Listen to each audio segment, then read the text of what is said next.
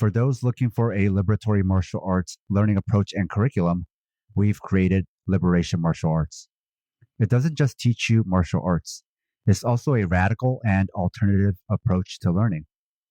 Thanks to Renee, Danielle, Lester, Space Cat, and Samira for signing up. Sign up for Liberation Martial Arts at the Southpaw Pod Patreon, or support us by signing up for one of our other tiers, or by becoming a sponsor. This will give you access to bonus content, transcripts, and uncut versions of our shows without breaks or interruptions. Sponsors also get a monthly training session with me. If you prefer to support others, your sponsorship can go to the training of an organizer instead. There's also ways to make one-time contributions. Find all our links at southpawpod.com. This is Sam. This is Jason. And this is Fight Study.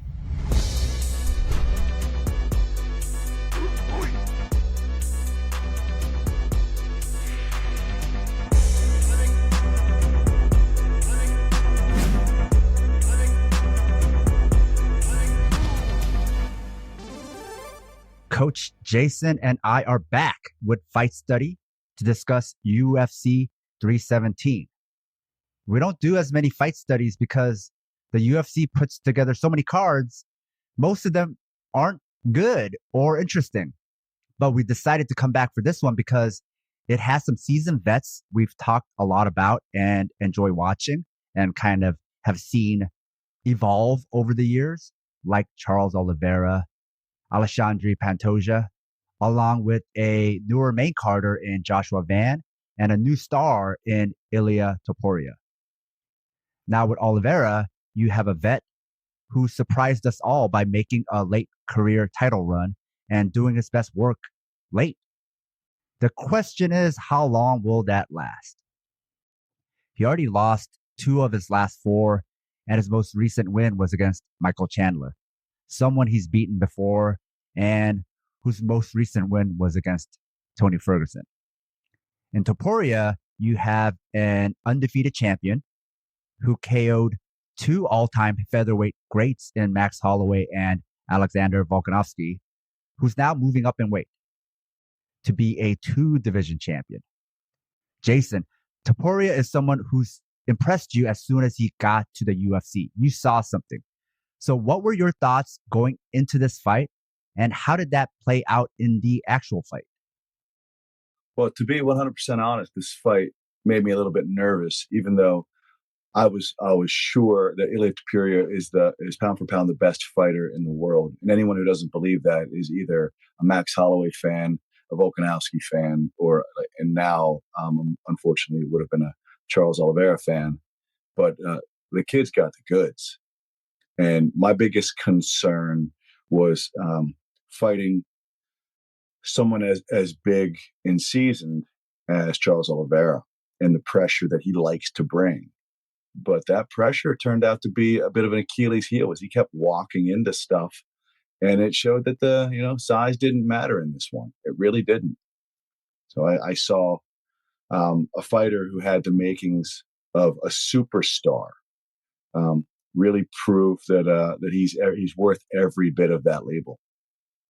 And what were some of the things, or the thing that you saw when he first came in where you thought, this kid has the goods? Well, the first thing I saw was where other fighters look confident, he demonstrated confidence. When he walked into the cage as a 20-something, was he 21 years old, 22 years old?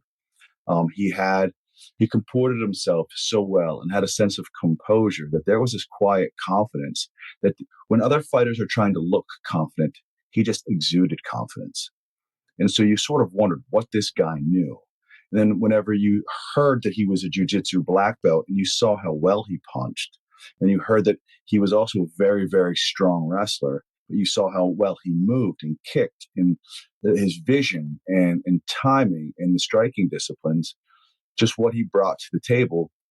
If the kid could take a punch and had some cardio, the sky would be the limit. But he can really take a punch. He has seemingly outstanding cardio and the ability to find shots in the muddy waters where other fighters tend to flail, he stays really tight. And to give the commentators, which I fucking find so disappointing most of the time, they did a pretty good job in this one because, well, they were working with some really good source material. Because these fights were outstanding, especially these last three. And what Topuria does better than anybody is stays disciplined when that fight gets wild. And it doesn't mean he lacks aggression. It means he just keeps his technique and wits about him when shit's getting wild. When he hits someone so hard that they're all asses and elbows and they're all over the place. And these guys are world championship caliber because that's who he's fighting now. And they're coming back with some heat, though they're clipped a little bit.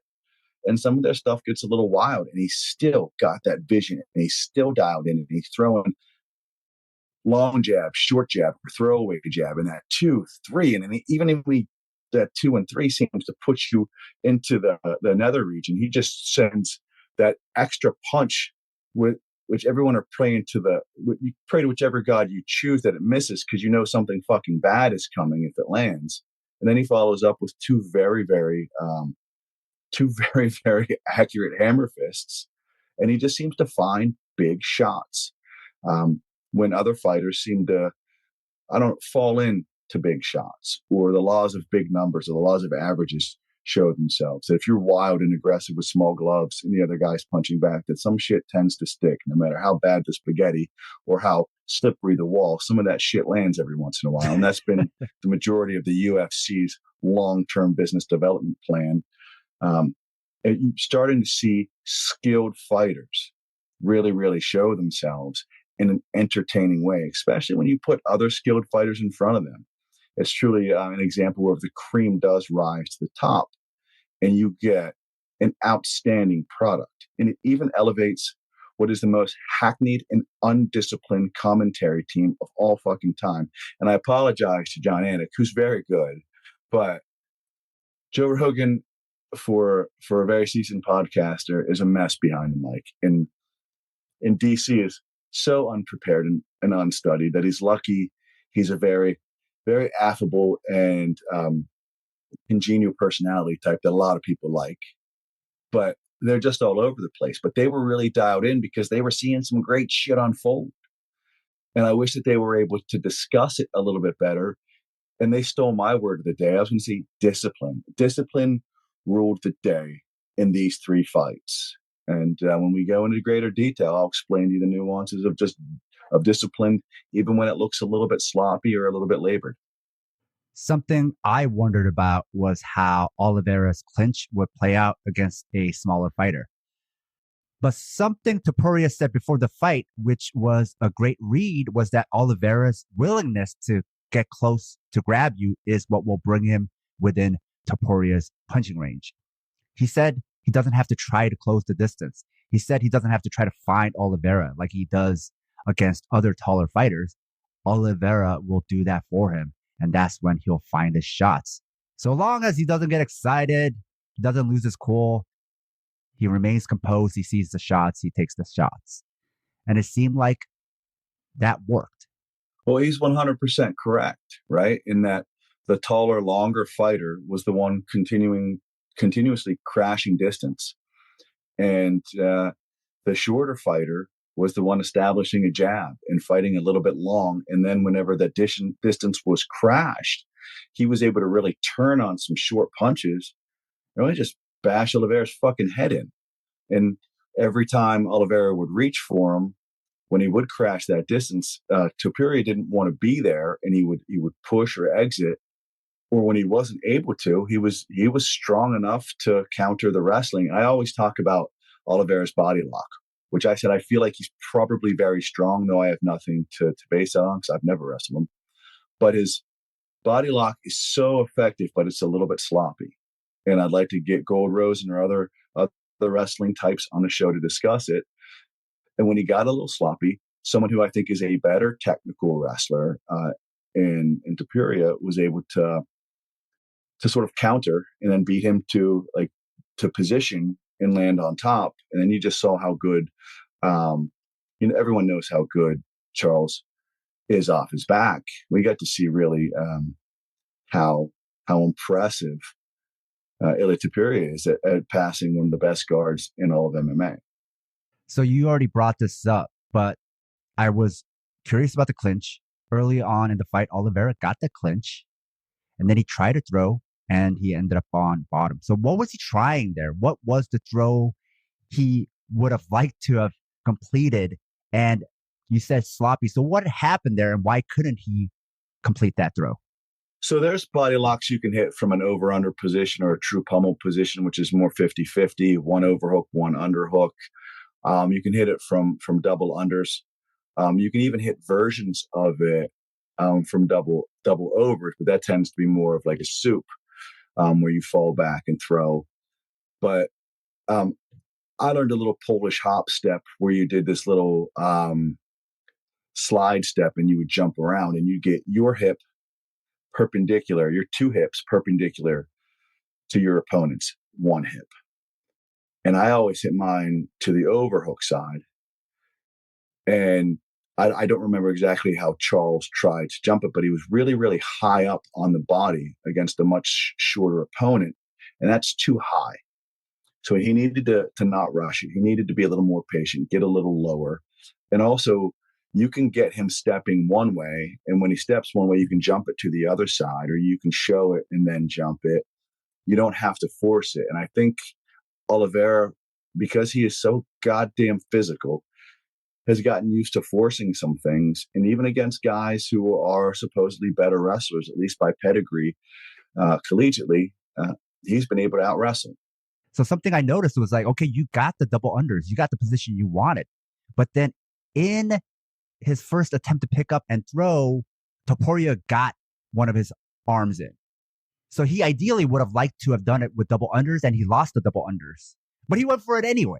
So is that what you mean by he just tried to force it? He didn't have the ideal position he wanted, but he was like, you know what? I get away with this anyway. I'm just going to go for it. Yeah, that's exactly what happened. And so the question is, if you do that and you force it and you still get it 80% of the time against the top 10 in the world, like who's Jason Sargis to sit here and armchair quarterback? But I've wrestled enough. I've wrestled collegiately. I'm very good at the body lock. I've thrown Aljamain Sterling with it a couple of times in practice. Yeah, I'm a 200-pounder and he's not.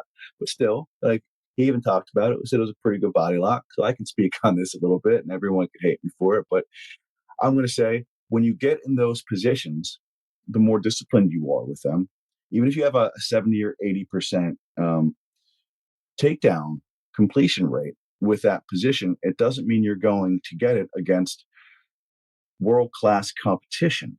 And when you miss it those 20 or 25% of the time, small margin of error is what separates good fighters or even great fighters from elite fighters. So taking your time in those positions, because you know you're in there with an elite fighter, and finding those knees to the body that Do Bronx is so good at landing, being just a little more meticulous and a little bit less of a bully, I think would have been necessary against someone like Ilia Topuria. But I think the thought process is this is a little guy. Little guys are going to do little guys shit. I'm a big guy. I'm going to come in here and I'm going to bully him. And I got news for everybody. El Matador stayed true to his name, and he managed to mitigate that threat and then land on top. And then everyone talked about how good, including me, how good Oliveira's ground game is. And you could put him on the ground all day with Ilia Topuria, and Ilia Topuria will come out no worse for the wear. He's that good at jiu-jitsu. And something you've already mentioned is how Topuria used his jabs, especially towards the end. So were they unrelated, or did those jabs lead to that finish? They 100% led to the finish. And you also see in one of the first exchanges, in the first 10 seconds, Ilia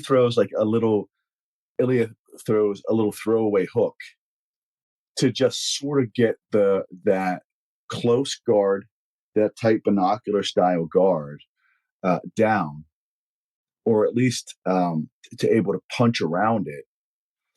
And so that when you start punching around it, even with throwaway shots or decoy shots, those hands tend to move and create openings. So you're going to punch to where the hands aren't. And when he throws that throwaway hook, he puts that two right down the middle. And when he started landing that jab down the middle and those hands started to creep closer, he would start to punch around and he would find those shots. And you see him throw a couple jabs, a couple straight shots. He threw one to the body too, right? Yeah, he went body, head, and then he went jab, throw away what looked like a jab, but his elbow was a little bit flared out. And then he threw his right hand, which wasn't a true straight right. It wasn't an overhand right. It was just like a nice, short, choppy right hand, and put that left hook immediately behind it. And almost at the mechanics of the left hook were already started because of how correctly he throws that right hand, and his shoulder rotates through and his hips are underneath his knees and his knees are underneath his feet, and he's in good position, and he's able to just turn and whip that left hook. And he's able to hit those two shots. And even when that left hook lands, he's still in position just by correcting his stance to throw half of that right hand again.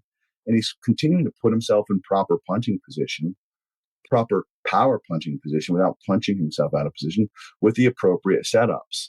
And what I'm seeing from him is a fighter who's able to see things in real time while putting just incredible power behind those shots with that disciplined hand position, foot position, and proper punching mechanics, which I haven't seen at this level in multiple MMA fights on a UFC card back to back to back. I don't fucking think ever. There's just been so much slop and just bleed that I was really, really impressed at how, and I'll say it again, how the commentary actually improved when you didn't just hear, oh my God, these guys are crazy. Oh my God, these stats are crazy. You're hearing they were actually, their lexicon and vernacular for describing fight sport is very, very elementary, very, very rudimentary for people who've been doing it as long as they have.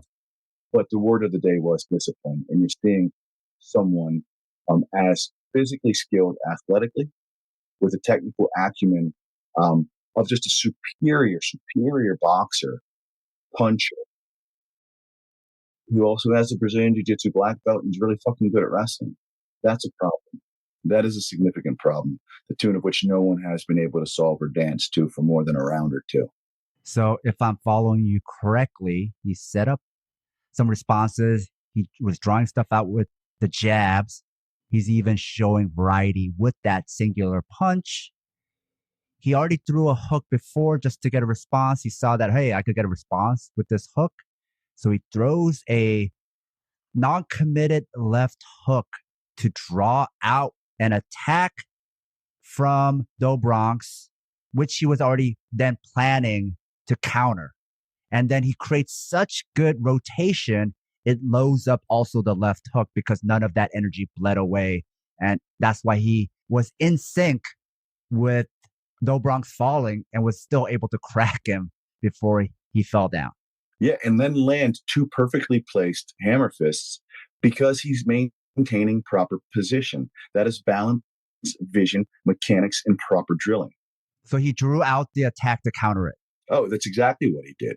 Because that's one thing that Oliveira does is when he gets hit, he hits back. But the ability to punch between punches while being a very, very strong offensive lead puncher and an excellent counter puncher, that's Ilia Topuria, and he has no equal in mixed martial arts. He really doesn't. So if you take too much time, he's going to start piecing you up. If you want to crash distance and try to overly engage with too much aggression, he's going to fucking destroy you. And he's done that time and time again. And I love Max Holloway. And I think Max Holloway is probably like the fourth or fifth best fighter on the planet. I love Volkanovski. He was always in my top 2 or 3. And you're just seeing what Ilia Topuria brings to the table. And he doesn't use nouveau footwork or neo footwork or whatever the fuck people are calling it these days. He's bringing like tried and true striking fundamentals. Accuracy and timing. Accuracy, timing, strong footwork. He's showing feints while not overcommitting to feints. He's able to dip down low, risk eating a knee. He ate a knee against Herbert that one time, and then he just course corrected in mid-fight, and he does that as well as anybody. Most fighters, good fighters, are able to adapt in between fights. This motherfucker can adapt in between rounds or during rounds. And that is very rare. And that's something world championship fighters have. And I just haven't seen that much of it in the UFC because everyone is fighting. It's keep them poor and hungry. If you're fighting for a $50,000 paycheck, like, hey, like you'll risk getting knocked out for an extra 50 G's because that probably doubles what you're fucking making anyway. Right? If you're making 25 grand, hell yeah, getting knocked out for a 50 grand show bonus is just going out on your fucking shield. Or you can get really, really, really good at fighting if you have the goods. If you don't, good for you, man. Be that paycheck baby and keep fighting for it. But if you really have the skill and you learn how to punch with some stink on it, learn how to create some torque and some rotational force, learn that power is generated from the feet up, understand some of those principles, drill them, own them, and try being a great fighter first. And when that doesn't work out or you understand where your ceiling is, then really fight for that paycheck and keep kowtowing to your corporate fucking overlords. Because if I ever hear a fucking Expedient or Credit Karma commercial or any of these predatory fucking credit assholes in the middle of the fucking round, like, that's terrible. Did I hear Experian? I'm sorry. I'm sorry. They said Experian is your new BFF. And if my shoulders weren't so bad, I would have thrown my computer. A note to our listeners. If you love the Southpaw Project, please support us and help us get paid for our labor by financially supporting us on Patreon. This will give you access to exclusive bonus content, like transcripts, early releases of Southpaw Deep Space Nine, our fictional narrative podcast, Fighters Brew, break-free versions of our shows without interruptions like you're hearing now, bonus articles, Fighters Brew transcripts with extra content, Liberation Martial Arts Online, as well as our private chat group on Discord. You can find all pertinent links at southpawpod.com. Sticking to Oliveira, some of his habits, Oliveira loves to get to clinch, right? That's why I brought it up. But I also feel like it's double-edged because he does good work there, but I also feel like his attempts to get to clinch are why he gets hurt so often. So what's your read of his clinch attempts? Does he expose himself, or is getting hit just a baked-in risk to clinching? Or should he come in lower, like a shot, and move up to a higher clinch, an upper body clinch? I mean, you've thrown a multiple choice question where I think like 4 out of the 5 are correct, right? All the choice. So he does expose himself and he does take that risk.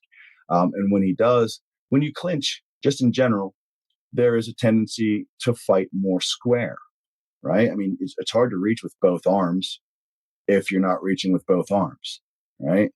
Sometimes he'll throw a hook and he'll turn on it and he'll turn it in that little collar tie. But a lot of times he's reaching more Muay Thai style. And with that, he's squaring up a little bit. And I think he's just as strong as he's ever been. He may not be quite as fast as he's always been.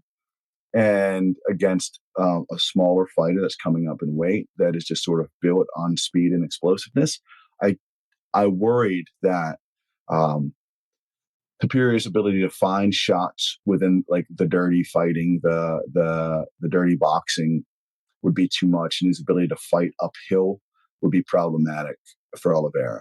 As much as I like being correct on Ilia Topuria, Charles Oliveira is still one of my favorite fighters. So I never want to see him lose. And if Ilia was going to be humbled in a test at 155, I would have liked to see it, though I didn't want to see it.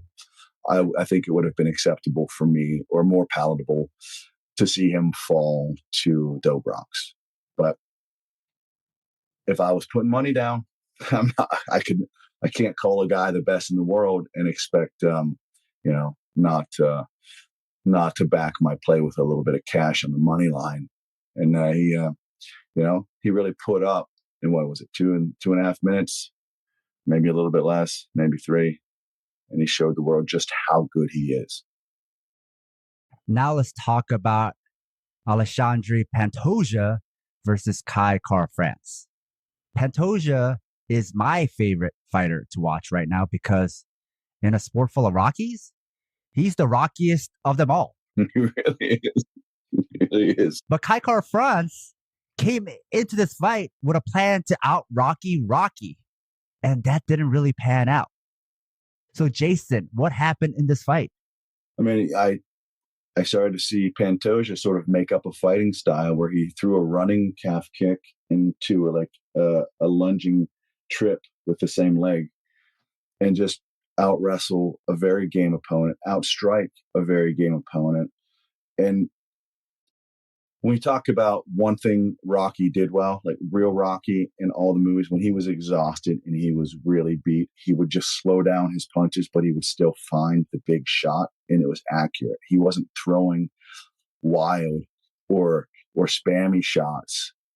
And you started to see sort of the same thing. It was an inspired game plan when Pantoja was getting fatigued. He was still throwing his power shots, but he wasn't lunging. He was letting them be a little slower and just letting that lack of speed be a little more accurate. And he was pot shotting like little no-nothing uppercuts, but that he was throwing from the hip and then turning on a hook and then falling into a right hand into a single leg position. And France, as game as he was happy to engage. And when he did, he sort of got beat to the punch almost every time, even though everything he threw looked a little prettier. And when you realize that Pantoja could eat a shot, and he ate some good right hands from France early, you sort of knew that it was going to be a problem, and it stayed that way the entire fight. Something I saw France do over and over, and I didn't know if that was like something that happened in the fight where it was just an unexpected behavior or if it was part of the game plan, which was ducking. He kept ducking down low, and I was like, is it because Pantoja is hitting you so hard, you're just like, I don't even want to block it, I'm just going to duck it? But then after a while, it felt like, no, I think that's the game plan. So what was happening there with that constant ducking? I'm not really sure because it didn't put him in good punching position. And like Pantoja, even though he loves to wrestle, can still, I don't want to say, how can I say it? He's like the best bad puncher I've ever seen. Like his shots land, and if you slow it down, it's because he's throwing punches when he shouldn't be throwing punches, but the punches that do land are because he's in decent position. And yeah, when he falls out of position, he'll throw a wild kick, which always seems to land too. So is it wild anymore, or is he just fighting for his body style and he has a certain rhythm and tempo that he's able to find those shots? But as to why France continued to duck like that, I just don't know. I don't know if it was overly committing to try to time a takedown attempt or to stay low to time a counter to Pantoja's takedown attempts. I'm not really sure. I tried watching it and figuring it out, and I also saw that, listening to the play-by-play. I think Cormier brought it up that he kept, getting real low while he was punching. I really don't know what that was, and trying to make sense of it, I think it took away really his best shot at winning, which would be to stay a little more upright, which is where you want to be. But Pantoja is that fucking dog, man. The second you try to engage him or even counterpunch him, he just beats you to your hips and just beats the shit out of you. He takes your back and bullies you and roughs you up.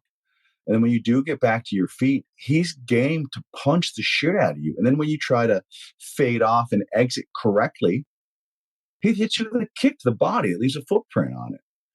It's like, what are you going to do? And you would never, and we've said this in multiple podcasts, you wouldn't be like, hey, here's Alejandro Pantoja. We want him to teach our striking class. But his style of striking really, really works for him. And Kai France is an excellent offensive and defensive striker. And he got outstruck constantly throughout the fight. And that's one thing I'd like to touch on again, is that when grapplers learn to strike, they have a puncher's chance.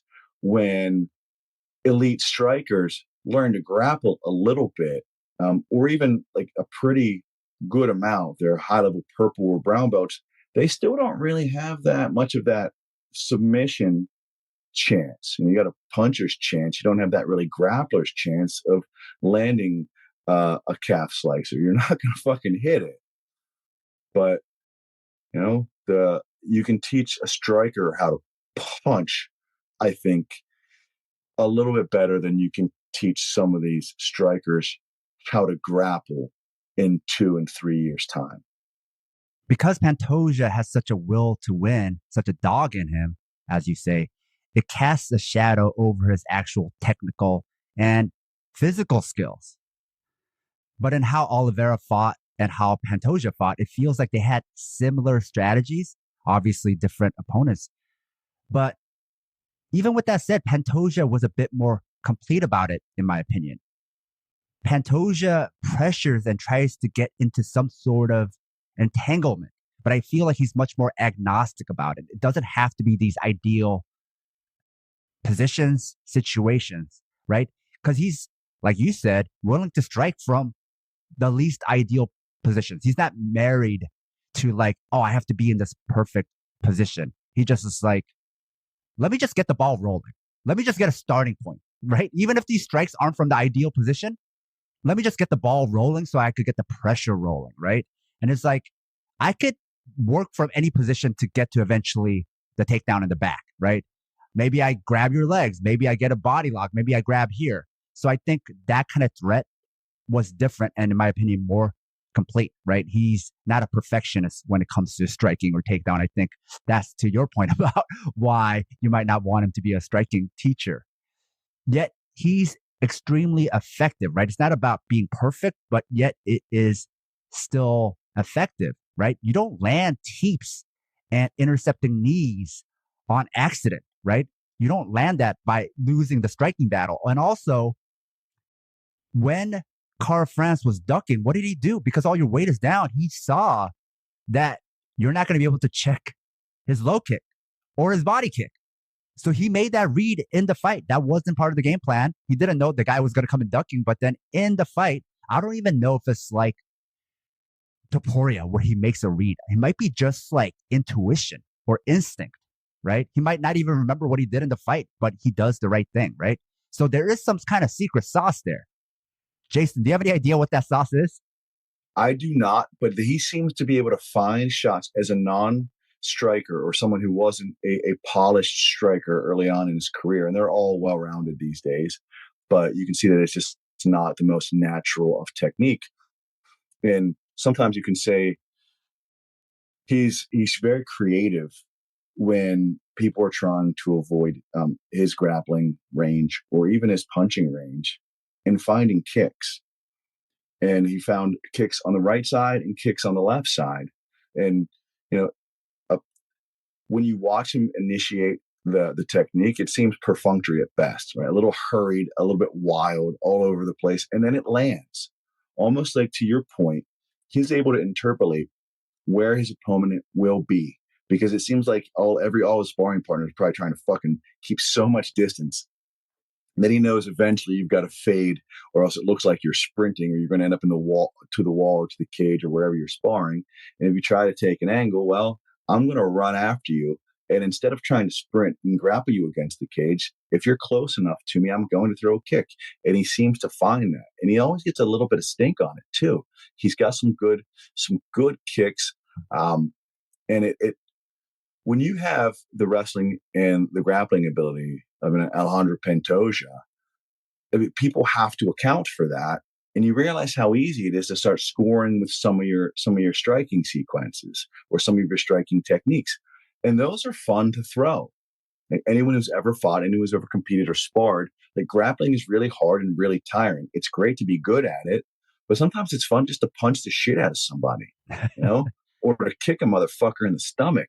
Like, and then you just see him go, ugh, that feels kind of cool. Or intercept someone with a nice teep, right? And he did that. I think he has the presence of mind and the timing to find some of the stuff.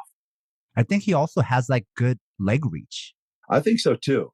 Like, I don't know what his dimensions are because he doesn't look disproportionate, and his hair's looking better. I feel like he might have had some work done. But anyway, I feel like I think you're right in that he does have some good leg reach, or if he's getting a little bit of an angled lean back and able to extend a little bit further than you would normally think.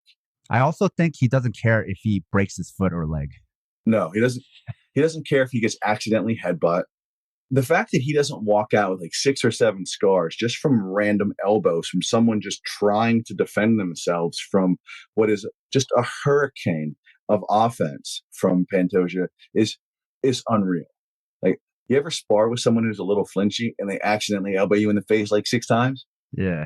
That happens a lot. And the more offensive or aggressive fighters are, the more it tends to happen. He seems to be the one who inflicts all the damage and doesn't run into anything, even though 9 out of 10 sequences where he crashes that distance or truly engages, he nearly headbutts his opponent.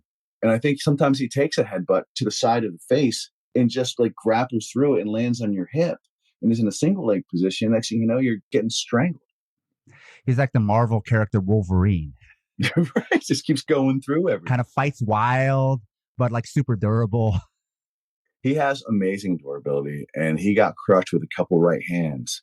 And I think that was sort of in the first 2 fights leading up to the main event. We saw a ton of durability, some great offense that was met with just really, really impressive chins and durability and the ability to counterpunch and find sequences in the difference between like Hoival and Van and Pantoja and Kai Kara France couldn't be more stark, right? Those two, all they want to do, or the first two, all they want to do is punch the shit out of each other. That was constant. Eventually, they started throwing some kicks. In this one, you saw Pantoja really want to grapple, but when that grappling seemed a little bit forced, he was fine with just kicking, and he was able to mix it in nicely. And I think that's what made Pantoja's striking more effective. And when he did get fatigued, you saw him take a little bit off, but still throw power punches from odd angles. And he was sort of pot shotting with his fatigue. And those shots were landing, and he wasn't putting himself in bad position. And I think the labored striking gave Kara France some confidence in that he'd be able to counter. And when he started to counter and connect, and some of those punches just slid off Pantoja's head, he just was able to fall into that distance and decreasing that distance, and then start to wrestle from there. And whenever Kara France was game enough to create more space, Pantoja brought the appropriate counter offense and was game the entire way.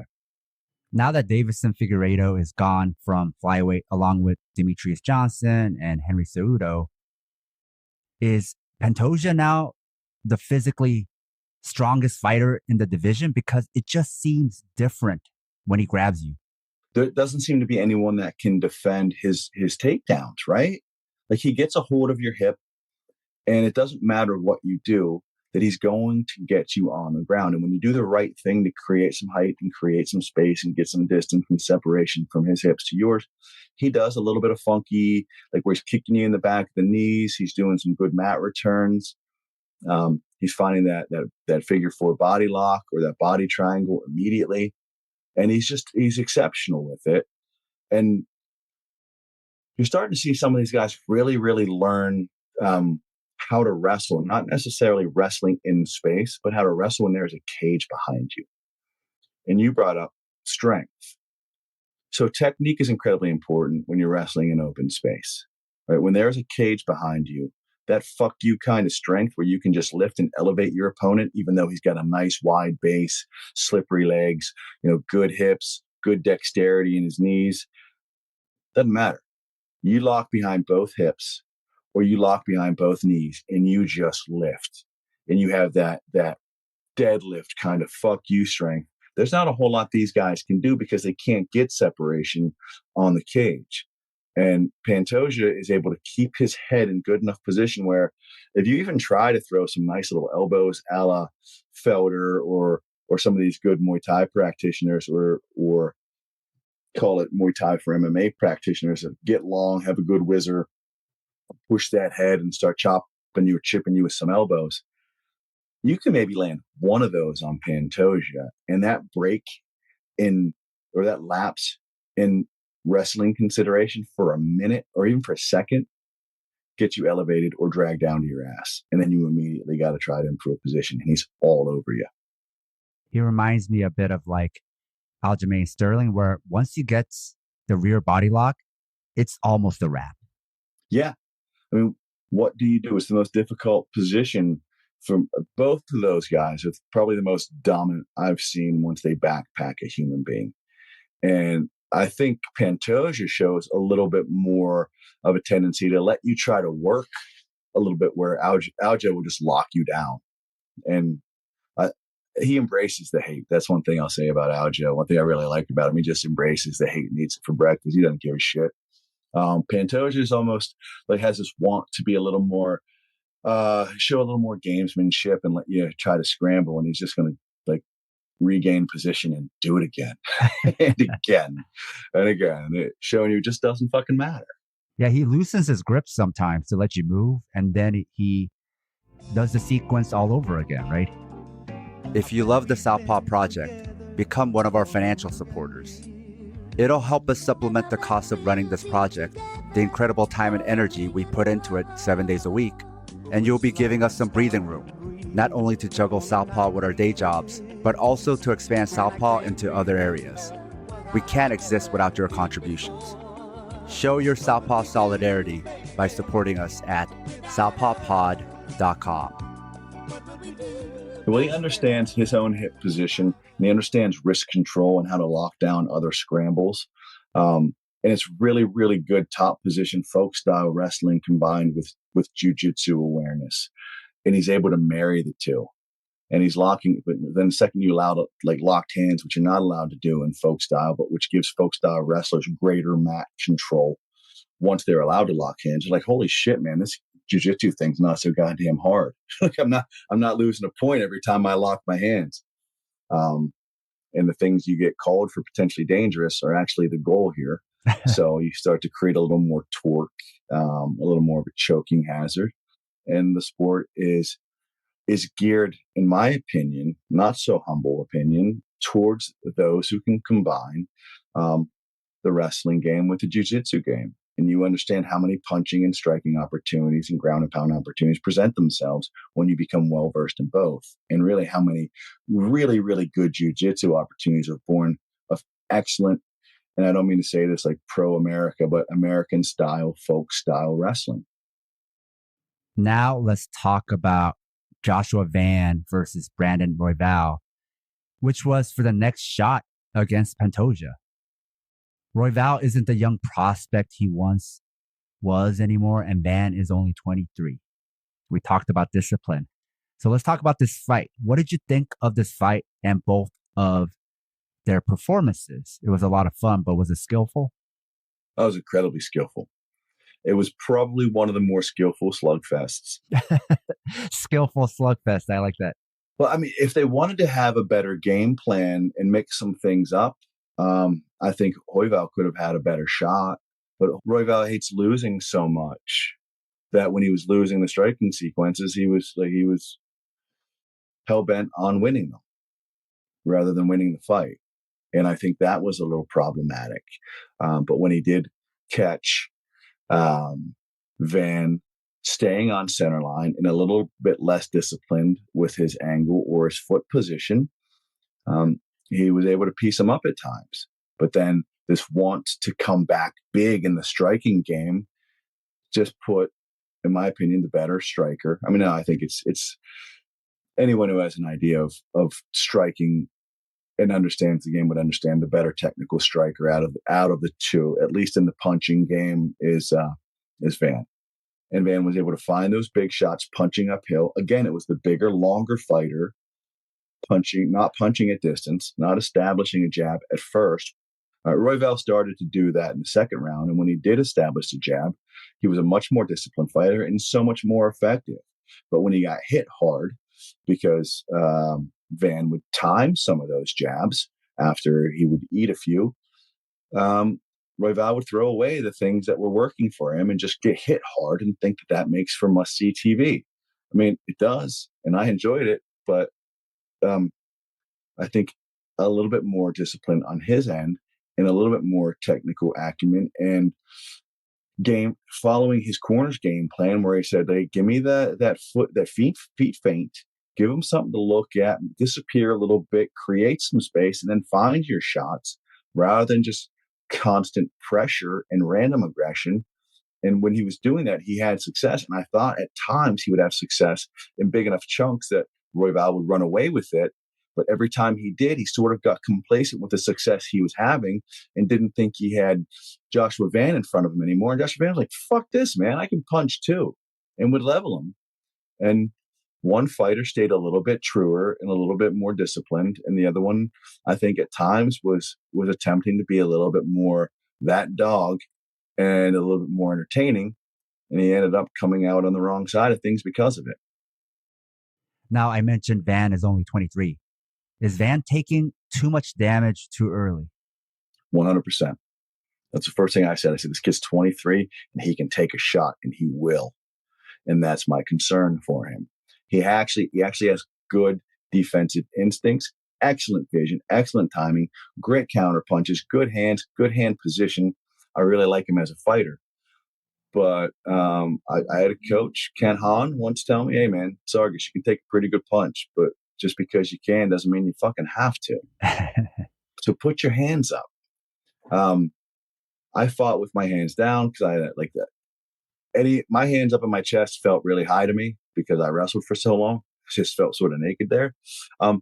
Van has excellent hand position, but he just is, I think he's so zeroed in on beating you with a counter punch that after you hit him, he hits you with 2 and 3, or eat that jab or even that straight left and punch uphill so well and find that overhand right and put that huge left hook behind it and stay. And another fighter who has very good presence of mind to keep his feet underneath him and walk with his punches or step with his punches and keep an appropriate stance so he doesn't lunge or doesn't punch himself out of position. But there were times when Royval was the longer puncher and a very disciplined puncher punching at length, but then he got a little creative and would throw an elbow that would sort of land, and then he'd be standing very square and eat 2 or 3 and then like do the tongue out, that didn't hurt bullshit, and then he'd get dropped right after for it. And so I think like 2 things can be true. You can be an incredibly entertaining fighter and still have disciplined technique, and really good shit will show itself.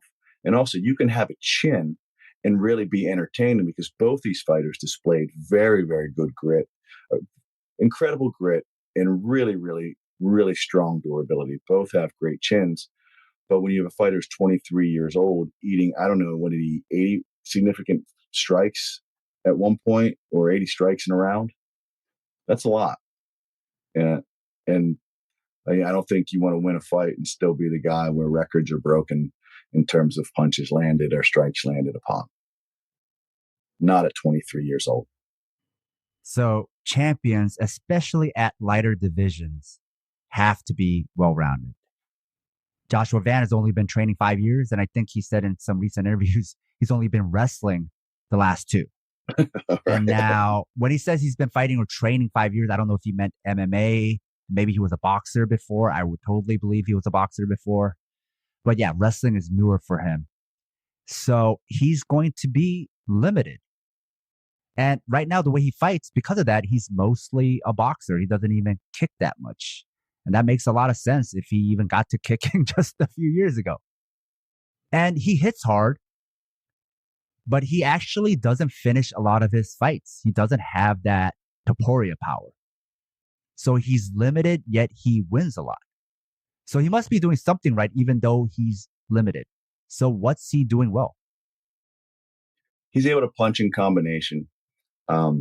He's able to land big power shots. He has good vision. Like I said before, he doesn't punch himself out of position. He's able to land so much also because he's willing to risk staying on center line. And I'd like to see him move a little bit more or create some angles with his punches. Not everything has to be Lomachenko footwork, but you should be able to throw a right hand check left hook and just create a little bit of a better angle, or you can step through on your jab and pivot off and have your opponent's weak side perpendicular to you, and you can be able to get your shit off. It doesn't not everything has to be that kind of phone booth fight. I think Van does incredibly well there, but he would be better versed to mix some things up when he gets. I almost said to the higher levels of the game. He just knocked off the number one contender, right? Number one ranked opponent, probably the best fighter in the division that isn't Champ or Brandon Moreno. And still, that's questionable, right? I can go either way. But to beat some of these better guys, I think you're going to need to be more complete. And I think if Royval had 500 grand bet on himself, he probably would have wrestled a little more. Right? Yeah. I think Royval is that good. I think he's a tough opponent for Van if he brings an MMA game to a boxing match, or an MMA game to a boxing match with the occasional side kick to the knee. It's a very, very violent, chaotic, and dynamic sport. Mixed martial arts is. You might want to mix a few things in there every fucking once in a while and see what happens, rather than just look at the camera and say, fuck it. Yeah, we all get it, man. You're a dog. Everyone wants to win. Everyone wants to be entertaining. When things aren't going your way, rather than just show the world how tough you are, how about you show the world how good you are while being tough? They don't have to be mutually exclusive. And when you have a 3-round fight and the second round was as close as it was, and I had Royval down, I had him winning the second round until I watched the second time.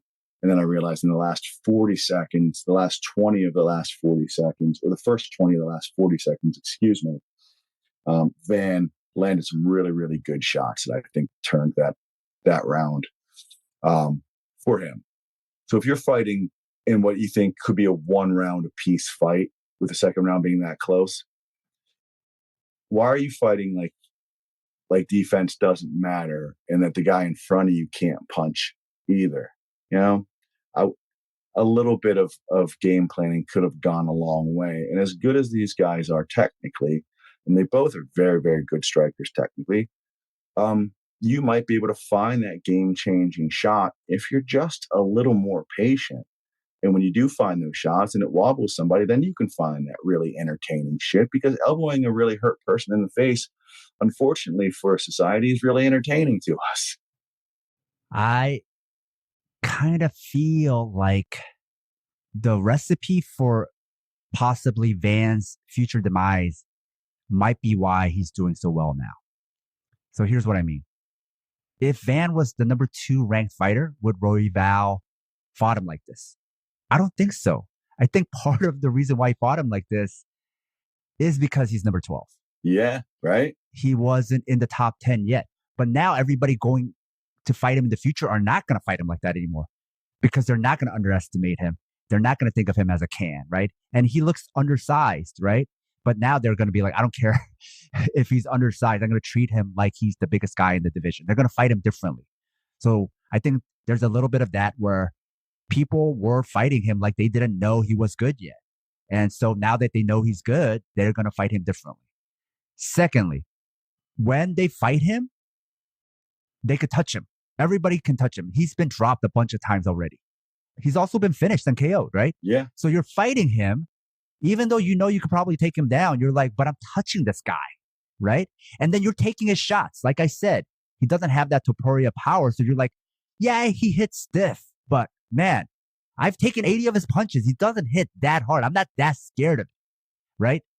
So the fact that he doesn't hit hard enough, and the fact that you can find him and touch him, and the fact that he was ranked so low is why people get that kind of like arrogance to play into the striking battle, this boxing battle, and try to beat him, and then they lose, right? Yes. But in the future, right? I don't think people are going to do that. No, I think he's lost the Clark Kent glasses. He's not fooling anybody anymore. He's not coming out of nowhere anymore. No. Now there's tape. Yeah, there's tape. You know how good he is. You know what he brings. You know his durability. Sure, anyone can get knocked out. He did. He's had it put on him. But showed a very, very good chin, but also a willingness to take those shots. You start to think, if you have success with those shots, do you want to be there for his counter right hand and his whipping left hook? Or do you want to, beat him with a shot or two, establish a jab? He wings one at you, you duck and double and put him on his back and elbow the shit out of him for a round. And you realize how difficult it is to get up off your back when there's another human being beating the shit out of you and you've only been doing this sport for 5 years. Those are considerations as a coach that I would make. And there didn't seem to be any of that. And I get it. No one wants to be a grappler anymore, but you want to be a winner, right? I don't hear anyone saying Pantoja is boring. If you say that, you're just an asshole. Just find another sport. Like, there is kickboxing. But what Pantoja does is really, really fun to watch. And I think if you start to incorporate this is my speech almost every fight study, right? If you start to incorporate the skill sets and approach them with a want for skill acquisition, skill refinement, and skill ownership, you will learn how to best mix them for you and for your fight style. And hopefully it is as crowd friendly as it needs to be. Hopefully it's not boring to where you're going to get shelved by Dana White or whatever powers that be. But figure out who you are as a fighter before you figure out how to be entertaining as a fighter, because you're leaving a lot of wins on the fucking shelf. I promise you, Brandon Royval did. Like, there are a lot of wins that are available to these fighters should they separate from this need to be marketable and be good first. Because if you're mediocre and marketable, no one gives a shit. And I'm not saying that Brandon Royval is. This is just the rant that I like to throw out there every once in a while. So I want to apologize, Royval, because he's really good. But I think this is a point where someone who was really, really good wanted to be really entertaining and just show everyone that dog, and just let Raw Dog be Raw Dog. Like, take him down, out grapple him. You've hung in there grappling and even bested some really, really good puncher grapplers in this game. To think that you wouldn't have been able to do that against Van, I think was a tragic miscalculation in this one. This actually reminds me why it's so hard to stay a champion, because when you're a champion, everybody already knows you're good. But when you're on the come up, you could take a lot of people by surprise.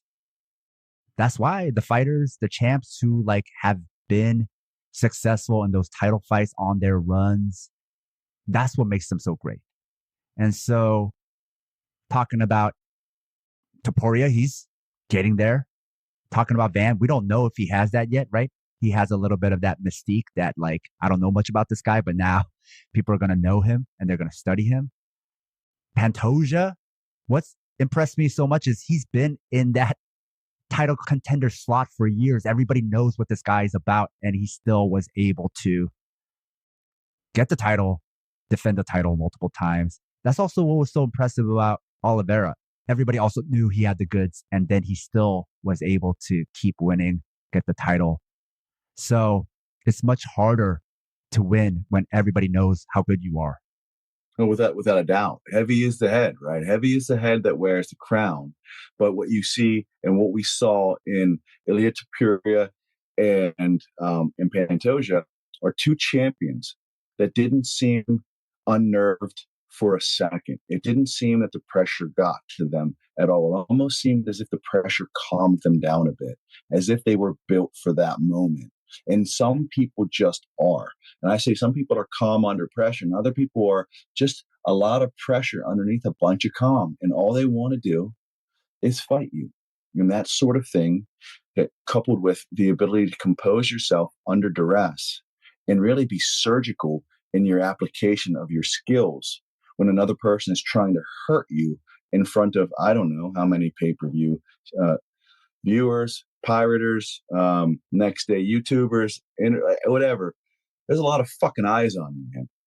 And to be able to compartmentalize that and just go about what it is that you do surgically is so impressive. And that was the look on the face of Alejandro Pantoja and Ilia Topuria. Both of that sort of quiet storm where nothing seemed to really bother them. And they're former training partners. Really? At American Top Team. But a lot of these kind of guys, they know each other, they find each other, train with each other. So they had a nice little moment leading into both their title fights. Yeah, well, I mean, everyone says iron sharpens iron. Well, a lot of times iron will dull iron too if you just sit there and beat the shit out of each other. But if you start to really test each other's metal, when you start to really understand that you can, like, fire and pressure will really forge iron and really turn it into something impressive and something sharp, you start to see how it's done. And there are little things that you take from working out and training with other world-class guys. The first thing is you understand you have it too.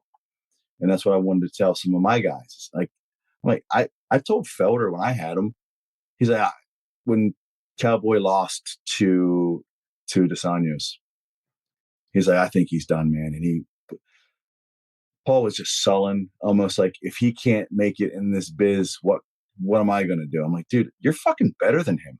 Like, can we sit down and watch like the 30 seconds of sparring footage you have against him and get rid of your big brother complex and just go beat the shit out of everyone else in the world not named Cowboy Cerrone? Can we just do that? And once you understand how good you are, that's a very dangerous thing. And I think that is the best part about up and coming young talent, training with some of these world-class guys that they put on a pedestal in this twisted bullshit hero worship, when you realize these guys are human too. And you say to yourself, I'm pretty good at my fucking job. If I can hang with him, I can hang with anyone. And then a good coach is going to tell you, you can't just hang with him. On a good day, you'll beat him. And the second you understand the difference between those two is the second you become a better fighter capable of greatness. Yeah, so much of it comes down to composure and self-belief. That's the majority of this game. You know, you got to put in the time.